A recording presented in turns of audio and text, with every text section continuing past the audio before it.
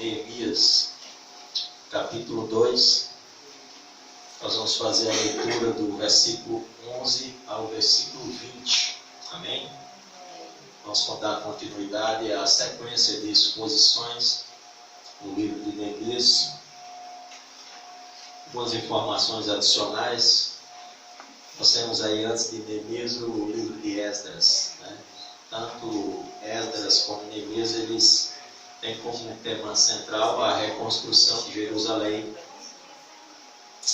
Nós vamos ver que essa reconstrução ela acontece em 3 levas, né? A primeira leva ali com Esdras, a segunda Zorobabel e a terceira com Neemias. Todos 3 encarregados. Neemias capítulo 2, do versículo 11 ao 20.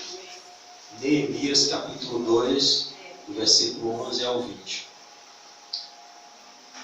O povo de Deus, o povo judeu, ele é resgatado por Deus lá, nós vamos ver em Êxodo, né? Com um grande mão de ferro, Deus tira o povo judeu do jugo dos egípcios e eles fazem uma verdadeira peregrinação no deserto até chegarem à terra prometida, né? Deus estabelece uma promessa de que eles herdariam a terra de Canaã. Ao chegar nessa localidade, Deus estabelece o povo judeu como uma nação. E se levantam juízes e depois se levantam reis sobre Israel. E nós vamos ver na leitura das Sagradas Letras, na leitura histórica do Antigo Testamento, nesse período, que Israel desfruta de grandes momentos de glória. Momentos de glória através do reinado de Davi e de glórias também durante o reinado do rei Salomão. Ele se torna uma grande nação, né? Um exército poderosíssimo naquele período. E a cidade de Jerusalém, ela é uma cidade que esbanja esplendor e glória.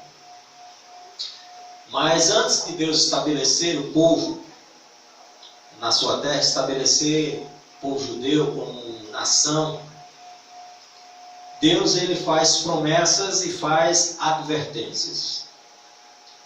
Deus diz àquele povo, se eles obedecerem a palavra de Deus, se eles seguirem os mandamentos do Senhor, o caminho deles será um caminho próspero, caminho de vitória, um caminho de conquista. Mas se eles desviassem das ordenanças, da lei de Deus, se eles saíssem, se eles se afastassem de Deus, Deus lançaria juízo sobre esse povo. E é isso que acontece. Mesmo diante de todos os sinais que Deus realizou ao seu povo no deserto, né? Coluna de fogo à noite, nuvem durante o dia, maná caindo do céu, mar se abrindo para que eles passassem a pé seco, né? Mesmo diante de todos os sinais, as pragas do Egito, mesmo diante de tudo que Deus já havia realizado, esse povo ele se rebela contra Deus, ele se volta contra Deus. Ele faz associação com outros povos, ele começa a oferecer sacrifícios e holocaustos a deuses estranhos, a sacrificar até os seus próprios filhos a esses deuses estranhos, e isso acende a ira santa de Deus, né? Quando nós vamos falar da ira de Deus, nós somos levados a imaginar que Deus se ira como o ser humano ira. Não, a ira de Deus ela é santa. Ela é santa porque a ira de Deus ela é manifestada pela justiça de Deus, pela perfeição de Deus. Deus não tolera, não suporta o pecado, não suporta a iniquidade. E quando o ser humano ele sai da presença de Deus, ele desobedece a Deus, ele está em atitude de rebelião, a ira santa de Deus ela vem sobre a humanidade. E é isso que está breve a acontecer em nosso tempo. Mas o que acontece aqui com o povo de Israel, nesse contexto histórico, é que o povo se rebela e Deus levanta alguns reis, alguns impérios, como sua espada, como a espada de Deus para lançar juízo sobre o seu povo, né? Para disciplinar o seu povo. Deus levanta a princípio o rei Nabucodonosor, né? Imperador da Babilônia. E aquele imperador, ele chega com seus exércitos a Jerusalém e ele devasta a cidade de Jerusalém. Leva consigo, saqueia o templo de Deus, os utensílios sagrados são levados à Babilônia, e alguns jovens são levados e alguns são mortos, né? E nesse período se passa um período de 70 anos de cativeiro, né? E durante esse período, outro império chega ao poder, o Império Medo-Persa, né? Babilônia cai e Deus levanta outro império. E nesse período, o rei Dário, rei Medo-Persa, ele toma conhecimento de uma profecia de Jeremias acerca do povo de Israel, em que Deus estaria retornando o seu povo, levando o seu povo de volta à sua terra, né? E, diferentemente dos babilônicos, o Império Medo-Persa, os babilônicos, eles pegavam o povo que eles conquistavam e levavam para a Babilônia e tentavam implantar a sua cultura naquele povo. O Império Medo-Persa, eles tinham uma política diferente. Eles conquistavam as nações e permitiam que as nações continuassem em seus locais, ali os seus povos conquistados, e adorando seus deuses. Mas eles pediam para que as orações aos deuses daqueles povos conquistados também eles colocassem um império, o imperador estivesse nas orações de intercessão pelo imperador Medo-Persa. Eles tinham uma política totalmente diferente. E diante disto, né, Dário ele dá a ordem para a reconstrução de Jerusalém, né? E nisso vem Esdras e Zorobabel, são os primeiros. Zorobabel com a responsabilidade de levantar o altar de Deus, de trazer de novo a adoração a Deus de Israel, de estabelecer de novo a adoração. Esdras com a missão de trazer de novo à memória do povo a lei de Deus, para ensinar a lei de Deus ao povo, para que o povo tivesse novamente um contato com a lei de Deus. Daí nós vamos ver aí um dos grandes avivamentos descritos na palavra de Deus, que é quando os Esdras encontram o livro da lei, e esse livro da lei, a lei de Deus é lida diante do povo, e o povo se prostra, o povo chora, e o povo é quebrantado diante da leitura da lei, né? A ficha cai, né? Os olhos se abrem, eles têm noção do quanto Deus está irado com eles e que o motivo da ira de Deus é a desobediência deles mesmos. Mas os inimigos de Israel, do povo judeu, se levantam. Afinal de contas, antes dessas conquistas, Israel era uma nação poderosa, né? Jerusalém viveu momentos de esplendor e de glória, né? E os povos que estavam ali ao redor, eles tinham medo que Israel voltasse a ser aquela nação poderosa, voltasse a ser algum risco, algum perigo para eles. Então o que eles fazem? Eles tentam atrapalhar a obra de reconstrução de Jerusalém. E eles enviam cartas ao rei agora, o novo rei Artaxerxes, e eles comunicam e falam a respeito, levantam falsos contra o povo. Essa carta é lida. O rei, curioso, vai pesquisar a história do povo de Israel, a história de Jerusalém, e ele vê que realmente tinham se levantado anteriormente grandes reis, que Israel tinha sido uma nação poderosa, e ele enche o coração dele de temor, e o que é que ele dá? Ele baixa um decreto em que ele paralisa a obra de reconstrução. Ele envia uma carta aos governadores daquela localidade, autorizando os governadores a paralisar a obra de reconstrução. Há um decreto.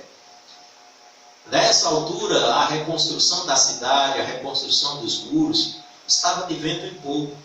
O povo estava alegre. Mas quando esse decreto vem, os inimigos de Israel, eles não só paralisam a obra, mas eles derrubam e desmancham tudo aquilo que havia sido feito. Então, novamente, Jerusalém está em escombros, Jerusalém está em ruínas, suas portas estão queimadas a fogo. E nós vamos ver aqui no livro de Neemias, como nós vimos anteriormente, no capítulo 1, uma visita inusitada, né? Anani, ele chega com alguns judeus ao palácio de inverno do rei Artaxerxes. E quem eles encontram lá? Um jovem chamado Neemias, que era o copeiro do rei, era o, digamos assim, uma espécie de primeiro-ministro, um homem de confiança, o homem responsável por administrar o vinho e a comida ao rei. Nós vimos também anteriormente que os reis da antiguidade, eles tinham maior medo de serem envenenados, né? Havia uma disputa pelo poder e a maioria desses homens poderosos do passado, eles eram envenenados. E por esse medo eles elegiam pessoas, eles escolhiam pessoas para homens de confiança, para experimentarem primeiro os alimentos, o vinho, antes de ser servido a eles. Porque se tivesse algum veneno, quem morria era o copeiro, né? E assim está esse homem, esse jovem chamado Neemias, esse judeu. E ele se encontra com seus irmãos e ele pergunta: como estão os nossos irmãos que estão lá em Jerusalém? E Anani, ele dá um relato dramático da situação dos irmãos. Ele diz: olha, o povo está em grande miséria, os muros de Jerusalém estão derribados, as portas foram queimadas a fogo. Quando Neemias se depara com essa realidade, seu coração se enche de uma profunda tristeza e compaixão pelo seu povo. E ele fica muito triste e ele se recolhe e começa a orar ao Senhor, a buscar o Senhor. E ele começa uma campanha de jejum e oração. E essa campanha dura 4 meses. 4 meses depois, o rei chama ele à sua presença e ele está lá administrando o vinho e a comida ao rei. Já é um momento de festa, estão celebrando a festa dos primeiros frutos, o inverno já passou. E Neemias se apresenta à presença do rei. Já estamos aqui no capítulo 2. E o rei percebe que Neemias, ele está triste. E nunca antes Neemias estivera triste diante do rei. E o rei faz algumas perguntas a Neemias, pergunta qual o motivo da sua tristeza, e Neemias responde ao rei. Ele faz alguns apelos, diz: olha, como eu poderia estar feliz, alegre, se a cidade onde estão os sepulcros dos meus pais está em ruínas, suas portas queimadas a fogo. O rei pergunta: o que é que você quer que eu faça por você? Me autoriza aí, Senhor, ó rei dos reis, me autoriza aí a voltar lá, a reconstruir a cidade. E assim o rei entrega cartas, autoriza Neemias a reconstruir a cidade, a retomar a obra de reconstrução da cidade. Neemias vai, Neemias pede: olha, me dá também aí recursos financeiros para que eu possa reconstruir, retomar essa obra. O rei dá, né? O que é que acontece? A boa mão de Deus estava sobre a vida de Neemias. E esse foi o tema da mensagem anterior. Nós vamos ter por tema de hoje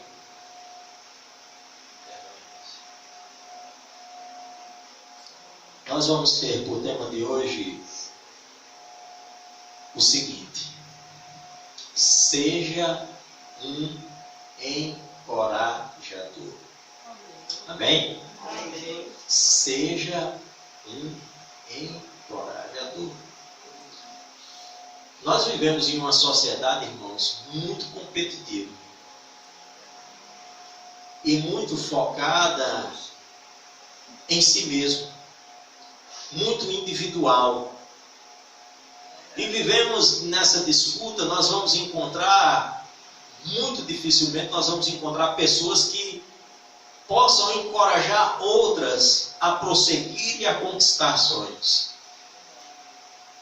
Dificilmente nós vamos olhar para uma pessoa que está liderando e vamos ver nessa pessoa alguém que é um encorajador, alguém que motiva, que consegue motivar as pessoas, consegue dar força, encorajá-los a prosseguir, a ir à frente, a conquistar.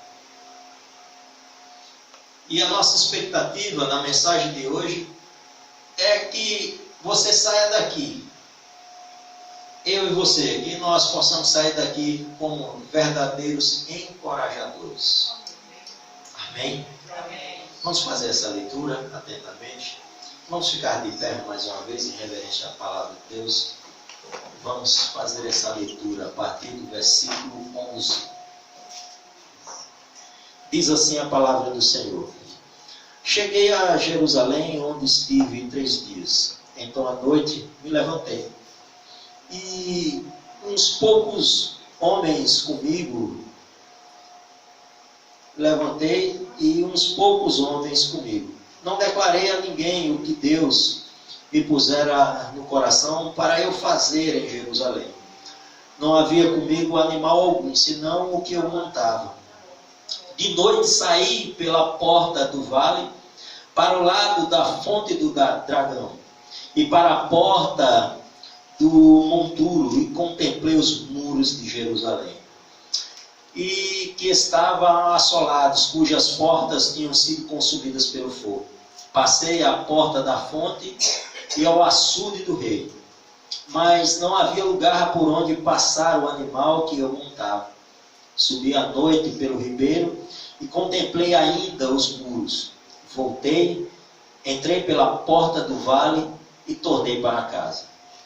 Não sabiam os magistrados onde eu fora, nem o que fazia, pois até aqui não havia eu declarado coisa alguma, nem aos judeus, nem aos sacerdotes, nem aos nobres, nem aos magistrados, nem aos mais que faziam a obra.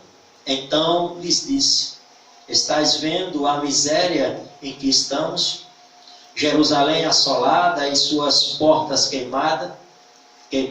Vindes, pois, reedifiquemos os muros de Jerusalém e deixemos de ser o opróbrio. E lhes declarei como a boa mão do meu Deus estivera comigo, e também as palavras que o rei me falara. Então disseram: disponhamos-nos e edifiquemos, e fortaleceram as mãos para a boa obra. Aleluia. Porém, Sabalate, o Horonita, e Tobias, o servo amonita, e Gesem, o arábio, quando o souberam, zombaram de nós, e nos desprezaram e disseram: que é isto que fazeis? Quereis rebelar-vos contra o rei? Então lhes respondi: o Deus dos céus é quem nos dará bom êxito. Aleluia! Nós, seus servos, nos disporemos e reedificaremos. Vós, todavia, não tendes parte nem direito em memorial em Jerusalém. Vamos orar mais uma vez. Santo querido Deus, muito obrigado pela leitura da tua palavra. Mais uma vez eu te peço que me ajude, Senhor. Tu sabes, ó Deus, como eu sou limitado, Senhor. Como eu sou limitado teologicamente, Senhor, para expor, ó Deus, esse texto tão maravilhoso. Mas eu te peço mais uma vez, Senhor, por tua honra, por tua glória, para a tua exaltação, Senhor. Que o Senhor me conceda a graça nessa hora. Derrama misericórdia sobre minha vida nesse momento. E usa-me, Senhor, conforme a tua vontade. Que o teu Espírito Santo guie toda a exposição desse texto, Senhor. E que ele queime como brasa viva em nosso coração. Nos ajuda nesta hora. Perdoa nossos pecados. Oramos em nome de Jesus. Amém. Amém. Pode sentar, amém? Nós temos por tema: seja um em oração. Como é difícil, Senhor, irmãos, nesse tempo atual, encontrarmos pessoas que nos encorajam, pessoas que nos motivam, pessoas que nos colocam para cima, pessoas que nos ajudam a conquistar, a avançar. Como é difícil.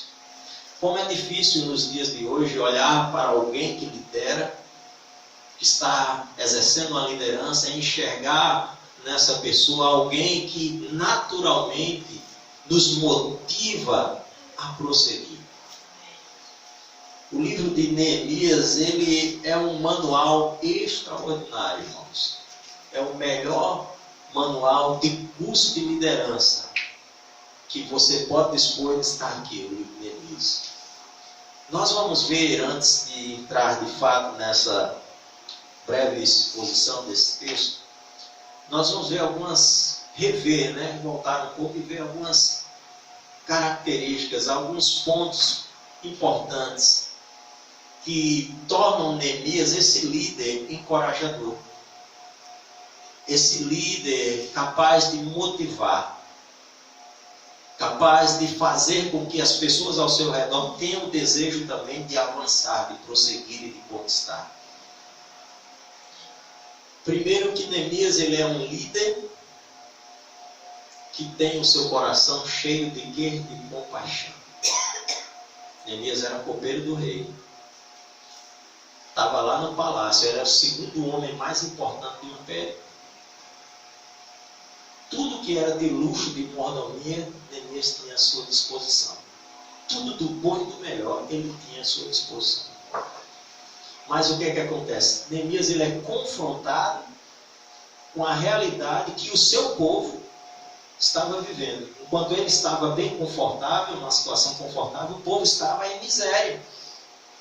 A cidade de Jerusalém estava só. O nome de Deus estava sendo blasfemado pelos inimigos de Deus. O que é que acontece com Neemias? Ele não se conforma. Ele se compadece daquela situação. Ele sente a dor do outro. Ele se coloca naquela situação. Ele sai daquela zona de conforto e se coloca na situação dos irmãos. O texto vai dizer que ele fica muito triste quando ele se depara com a realidade do seu povo. O segundo ponto que nós vamos observar, que torna Neemias um líder encorajador, é que ele traça estratégias corretas. Ele se coloca, ao ouvir, o que é que ele faz? Ele se coloca o quê? Como solução para o problema. Porque tem pessoas que até perguntam como você está, mas que dificilmente vão se colocar como uma solução para o problema que você está enfrentando. Uma pessoa que encoraja é uma pessoa que se coloca também como solução de problemas. Neemias era esse cara. E o que é que Neemias faz? Neemias vai buscar estratégias do alto. Neemias traça estratégias espirituais para solucionar o problema do seu povo. Ele vai orar e jejuar, ele vai buscar orientação de quem? De Deus. E ele faz pedidos. Qual é o pedido da estratégia espiritual de Neemias? Que Deus concedesse a ele o favor do rei do Império Medo-Persa. Quando ele chegasse à presença do rei, o rei concedesse tudo aquilo que Neemias precisava para a reconstrução dos muros. E o que é que Neemias faz quando tem esse encontro? Ele agora traça estratégias materiais. Ele já falou com o rei dos reis, com o rei dos céus, agora ele fala com o rei da terra. Ele conseguiu o recurso dos céus e agora ele precisa do recurso da terra. E ele traça. Então, um líder, uma pessoa encorajadora também é uma pessoa que sabe traçar estratégias para resolver problemas. Neemias também é um líder, e nós vamos começar aqui nessa exposição. É um encorajador porque Neemias é um líder que dá exemplo. Acompanhe aí na sua Bíblia. Versículo 11 e 12. Cheguei a Jerusalém, onde estive 3 dias. Então, de noite, levantei e uns homens comigo. E não declarei a ninguém o que Deus me pusera no coração para eu fazer em Jerusalém. Havia comigo não havia comigo animal algum, senão o que eu montava. Então, Neemias chega em Jerusalém. Vamos supor aí que a viagem foi uma viagem longa, né? Neemias não pegou um jatinho e naquela época não tinha jatinho, não tinha carro confortável, estava no lombo do animal. Chega em Jerusalém, 3 dias ali. Depois de 3 dias ele sai o quê? À noite. Pega alguns dos que estavam ali com ele, provavelmente da escolta que o rei Artaxerxes liberou para ele, né? Vamos lembrar que os inimigos de Israel não estão satisfeitos com a reconstrução dos muros de Jerusalém. Que alguém estivesse disposto a reconstruir a cidade. Neemias se levanta à noite e sai. Neemias ainda não tinha declarado a ninguém o que Deus tinha colocado no coração dele. Neemias ainda estava só conversando com quem? Com Deus. Olha só que maravilha, né, irmãos? Tem gente que não consegue ter segredo com Deus. Muitas vezes os nossos planos são frustrados, sabe por quê? Porque nós somos precipitados. Porque nós declaramos coisas que nós não deveríamos ainda, não era tempo ainda de declarar a ninguém. Você tem que ter os seus segredos com Deus. Amém? Amém. Tenha seus segredos com Deus. E no momento oportuno, Deus vai mostrar para você a hora certa de você declarar isso a outras pessoas. Neemias chega a Jerusalém. Até aqui não comunicou a ninguém o propósito de sua viagem. E à noite ele sai com poucos homens e seu animal a percorrer a cidade. O que é que Neemias vai fazer agora? Neemias ele vai observar. Ele vai buscar ver com seus olhos, com seus próprios olhos, o tamanho do desafio que está diante dele. Até então, Neemias tinha escutado relatos de Anani e de seus irmãos judeus, de como a cidade estava. Mas agora Neemias está lá. E ele sai à noite para contemplar. E ele não declara a ninguém ainda o que Deus colocou no coração dele. Neemias sai a ver a situação. Acompanha aí na sua Bíblia. 13. De noite saí pela porta do vale para o lado da fonte do dragão e para a porta do monturo. E contemplei os muros de Jerusalém que estavam assolados, cujas portas tinham sido consumidas pelo fogo. Passei pela porta da fonte e o açude do rio. Mas não havia lugar por onde passasse o animal que eu montava. Subi à noite pelo ribeiro e contemplei ainda os muros. Voltei, entrei pela porta do vale e tornei para cá. Vamos lembrar, para entrar literalmente nesse contexto aqui de Neemias, vamos lembrar alguns pontos importantes. Primeiro ponto. O povo de Israel está nesse período, somando com o cativeiro e as duas tentativas anteriores de reconstrução de Jerusalém, está há cerca de 142 anos de exílio. Jerusalém, o povo não é mais uma nação. A cidade está devastada. Muro derrubado, queimado no fogo. A cidade está assolada. O que tem lá é um cenário de guerra. É um cenário de tsunami. O povo está em grande miséria. Os inimigos estão zombando, dia e noite lá zombando do povo de Israel. É nesse cenário, é nesse contexto. Vamos pensar um pouco que Neemias, como ele era um jovem, talvez ele nunca antes estivera em Jerusalém. Neemias, ele nunca viu Jerusalém em seu momento de glória e de esplendor. Talvez a única imagem que ele tivesse na sua mente de um Israel glorioso, de uma Jerusalém da cidade santa em sua glória e majestade, fosse a história que os seus pais contavam, talvez do rei Davi e de Salomão. Desses momentos em que Israel foi uma nação grandiosa. E talvez essa era a imagem que Neemias tinha em sua cabeça, mas agora ele está sendo confrontado com algo terrível. A imagem que ele está vendo, a primeira imagem física que ele vê, quando ele sobe, ele entra pelos portões da cidade, ele sobe ali em Jerusalém, ele contempla os muros de Jerusalém, ele olha e ele vê os muros de uma cidade que outrora foi gloriosa, majestosa, em que grandes reis governaram. Ele está contemplando os muros de Jerusalém em ruínas. Talvez outra pessoa, ao se deparar com uma situação tão drástica, tão dramática como essa, talvez ela desistisse. Talvez ela pensasse, olhasse, não, Deus, isso aí é demais para mim, não tenho condições de fazer esse negócio não. Eu não tenho condições de realizar essa obra. Talvez alguém aqui esteja passando por um conflito parecido com esse de Neemias ao contemplar os muros de Jerusalém. Talvez Deus tenha colocado uma missão para você de reconstruir algo na sua vida, ou na vida de sua família, ou na vida de alguém que você conhece.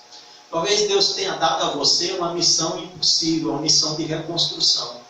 E talvez você ache que você não tem capacidade nenhuma para realizar. E você está certo, porque você realmente não tem. Mas aquele que habita em você, aquele que está nos céus, ele pode dar os recursos necessários para você realizar essa obra de reconstrução. Um líder encorajador, quando ele se depara com uma situação caótica, com uma situação de muita e de extrema dificuldade, ele jamais recua, ele jamais retrocede. Pelo contrário, ele não enche o seu coração de tristeza, mas ele vê na calamidade uma oportunidade de glorificar o nome de Deus. É isso que Neemias, eu estou aqui conjecturando, irmãos. Eu creio que foi isso que Neemias viu. Que isso que vê o coração de Neemias, quando ele olha e vê os muros de Jerusalém, quando ele contempla a cidade. Eu sou levado a pensar que Neemias não viu a calamidade, não viu a situação de devastação. Mas eu creio que ao olhar os muros de Jerusalém, Neemias talvez estivesse se lembrando das histórias que ele escutou de seus pais, das pessoas mais antigas, dos sábios de Jerusalém, dos sacerdotes que estavam no exílio, de como aqueles muros eram lindos, de quão aquelas portas eram majestosas, de quão a cidade tinha esplendor e glória. Talvez ao contemplar aquela imagem, na sua mente ele projetou isso. Ele projetou o que? A cidade reconstruída. O que tem acontecido com você? Quando você é confrontado com uma situação de calamidade. O que é que acontece com você quando a enfermidade bate na tua porta? Você vai se encolher? Vai diminuir? Ou você vai botar para fora esse leão que habita dentro de você? Ou você vai fazer transbordar esse leão, que é o leão da tribo de Judá que habita em você? Espírito Santo de Deus, a glória de Deus através da sua vida. É isso que Neemias está sentindo, eu imagino isso, quando ele está lá em cima. E sabe por que eu digo isso, irmãos? Porque quando ele retorna para casa, Neemias não entra na sua casa e vai para o quarto chorar ao ver os muros de Jerusalém ruídos. E nem vai, não entra em desespero porque os muros, as portas estão queimadas a fogo. Neemias não desanimou. Olha só o que acontece, acompanha na sua Bíblia. Versículo 16 e diante. Perdão-nos. Não sabiam os magistrados onde eu fora, nem o que fazia. Pois até aqui não havia eu declarado coisa alguma. Nem aos judeus, nem aos sacerdotes, nem aos nobres, nem aos magistrados, nem aos mais que faziam a obra. Então lhes disse: estáis vendo a miséria em que estamos? Jerusalém assolada e as suas portas queimadas? Vinde, pois, reedifiquemos os muros de Jerusalém e deixemos de ser o opróbrio. Sabe o que é que Neemias fez aqui, irmãos? Quando ele viu a situação de calamidade, quando ele contemplou a destruição, a devastação da cidade de Jerusalém, ele transformou toda aquela situação em combustível. Ele transformou em combustível para encorajar ele, a encorajar os outros, a retomar a obra, a reedificar a cidade. Sabe o que Neemias está dizendo? Olha, nós vamos deixar de ser uma cidade assolada. Nós vamos deixar de ser motivo de zombaria dos nossos inimigos. Nós vamos transformar de novo Jerusalém em uma cidade de majestade, de esplendor e de glória.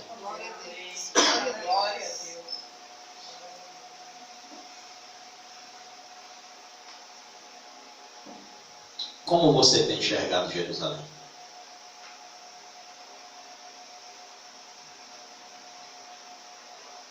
Como você tem olhado para as dificuldades? As lutas na sua vida não são para a sua morte, não são para a sua derrota. Deus não permite. Deus não permite a aprovação na minha e na sua vida para a nossa derrota.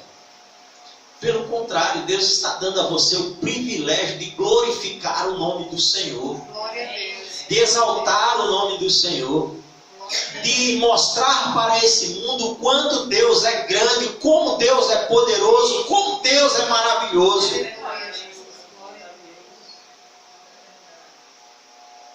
Foi essa a oportunidade que Deus estava dando a Neemias. Acompanhe aí na sua Bíblia. Ele disse: e lhes declarei, com a boa mão do meu Deus estivera comigo. Sabe o que é maravilhoso também em Neemias? Que o rei modifica o decreto, autoriza novamente a reconstrução da cidade, manda ele para lá, vai lá e reconstrua a cidade. O rei vai dar cartas. Os governadores têm pede, olha, é o rei que está mandando, vou reconstruir. Dá recurso aí. Atende todos os pedidos de Neemias. Mas em nenhum momento Neemias se exalta. Em nenhum momento Neemias entende que aquilo foi obra da capacidade dele. Foi porque Neemias era o cara. Não. Em todo momento nós vamos ver o que Neemias dizer, que foi a boa mão de Deus sobre a vida dele. Foi a boa mão de Deus. Sabe as vitórias que você tem conquistado? Isso é fruto da boa mão de Deus na sua vida. Não deixe o seu coração se encher de soberba e altivez do Espírito. É a boa mão de Deus sobre a sua vida. Neemias deixa isso claro. E ele está dizendo lá, vamos voltar um pouquinho para entendermos. Jerusalém está com os muros derrubados, as portas queimadas a fogo, os inimigos estão zombando.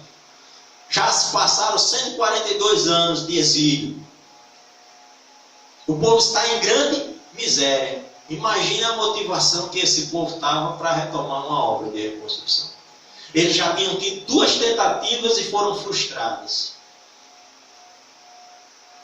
Imagina a motivação que estava esse povo. O desafio de Neemias era grande ou não é? Mas Neemias, o que é que ele faz?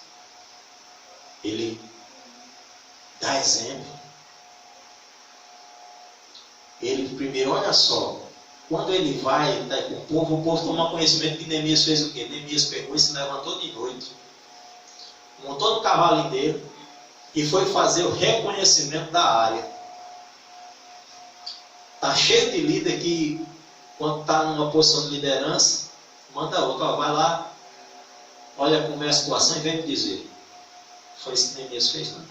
Neemias foi lá, ele.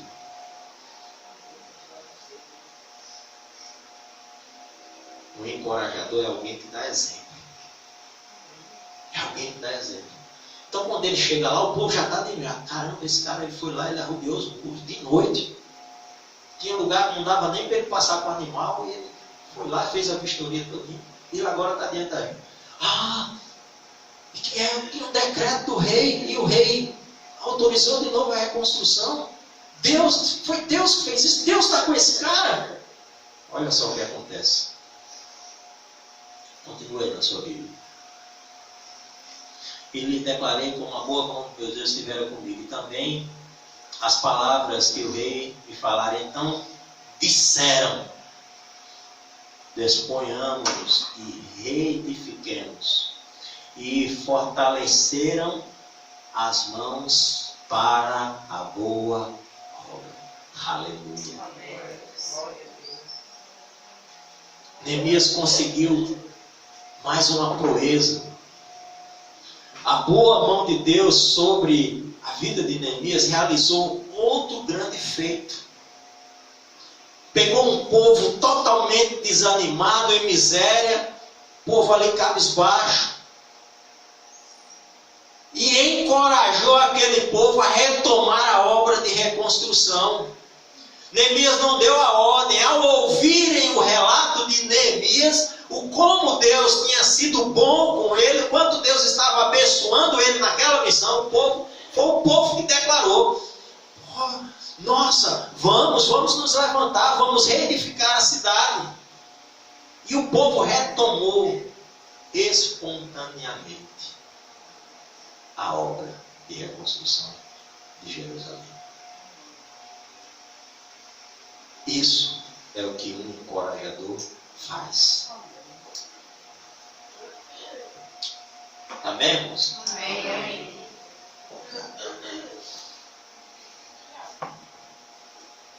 Vamos começar a mensagem daqui a pouco, viu, irmãos? É só a introdução. Versículo 19 e 20. Porém, Sabate, o Amonita, Tobias, o Amonita, Gesem, o Arábio, quando souberam, zombaram de nós, e nos desprezaram e disseram: que é isso que fazeis?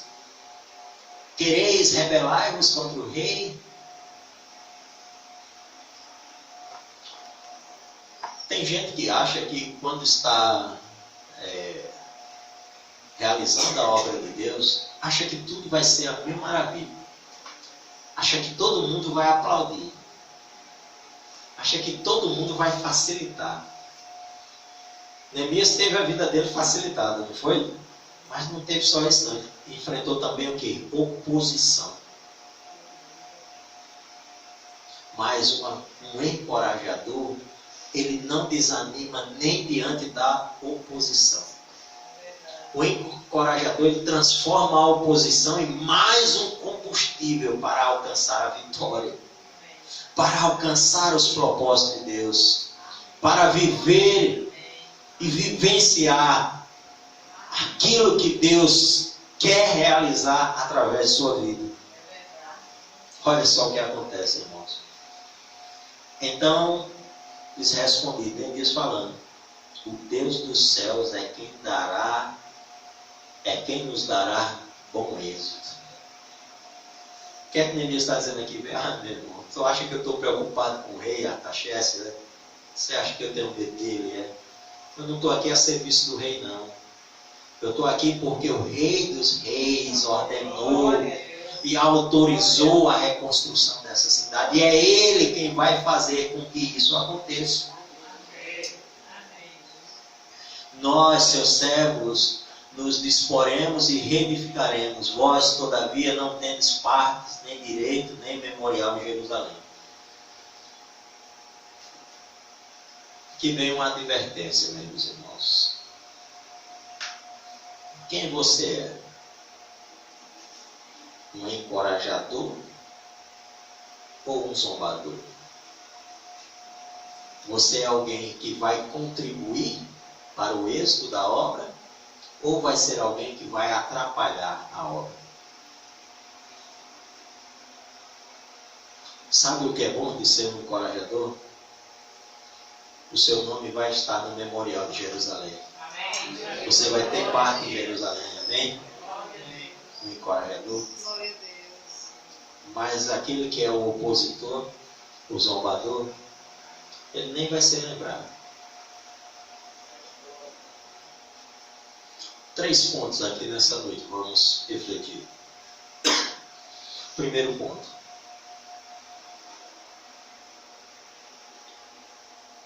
No encorajador flui disposição.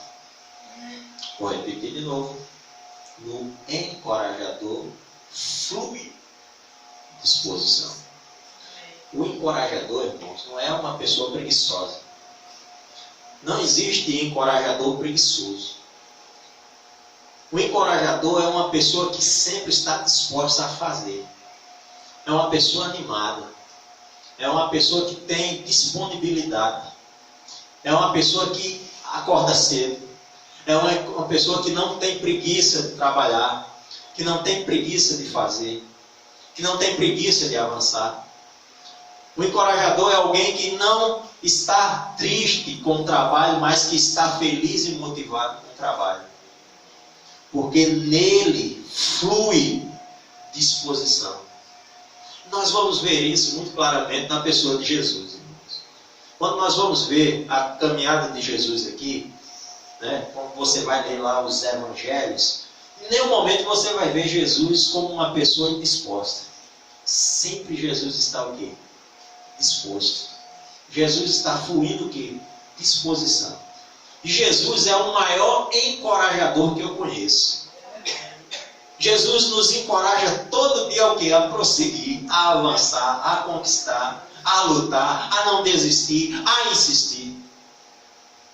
Porque nele flui disposição. Então a primeira palavra de Deus para nós nessa noite é que nós precisamos deixar de ser preguiçosos. Nós precisamos nos tornar pessoas dispostas. Nós precisamos que de dentro de nós flua disposição. Principalmente para realizar a obra de Deus. Para as outras coisas também, mas principalmente para realizar a obra de Deus e os planos de Deus. Segundo ponto dessa noite, irmãos, é que as palavras de um encorajador, elas devem transmitir energia. Tem gente que só de chegar num ambiente, o ambiente já fica pesado. Eu não entendo como uma pessoa pode ser um discípulo de Jesus e ser pessimista.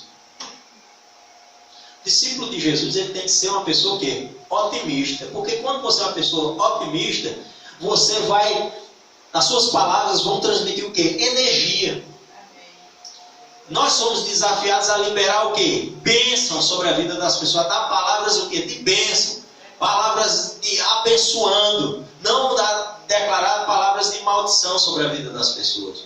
Nós somos o quê? Abençoadores. Quando nós vamos olhar aqui para o exemplo de Neemias, nós vamos ver Neemias derramando maldição sobre ninguém. Neemias, ele é confrontado com a situação e ele usa, até a oposição, ele usa o quê? Como um combustível. E ele despeja a palavra de bênção sobre quem? Sobre o seu povo, sobre o povo de Deus. Ele fala das promessas de Deus e ele transmite a convicção que ele tem de que aquela obra será bem sucedida, porque Deus é quem está naquele negócio. Terceiro e último ponto, irmãos, essa noite. Um encorajador não desanima com a oposição. Versículo 19 e 20, que acabamos de ler. No 19 nós vamos ver que se levanta mais uma vez a oposição. Se levanta pessoas tentando impedir que a obra de reconstrução de Jerusalém ocorra.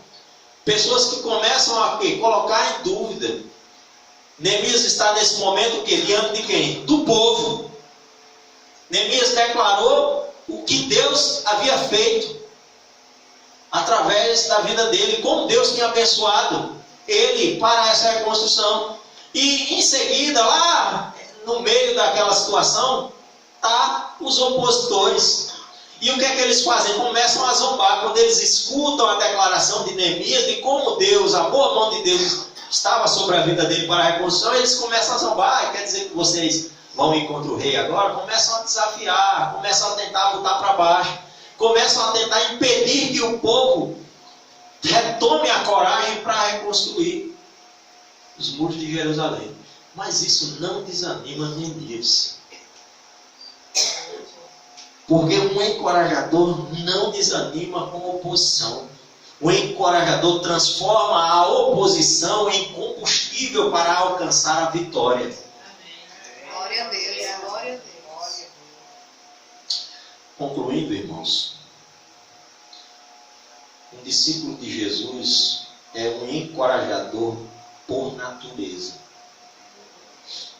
Pois a chama que ardeu no coração de Neemias arde nos corações dos discípulos de Jesus.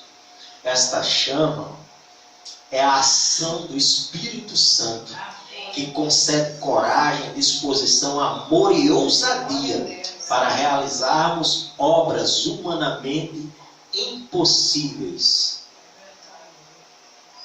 Você é discípulo de Jesus? Amém. Acho que você não entendeu. Você é discípulo de Jesus? Amém. Amém. Então você é um encorajador por natureza. Que Deus abençoe a sua vida. Glória a Deus. Vamos ficar de pé.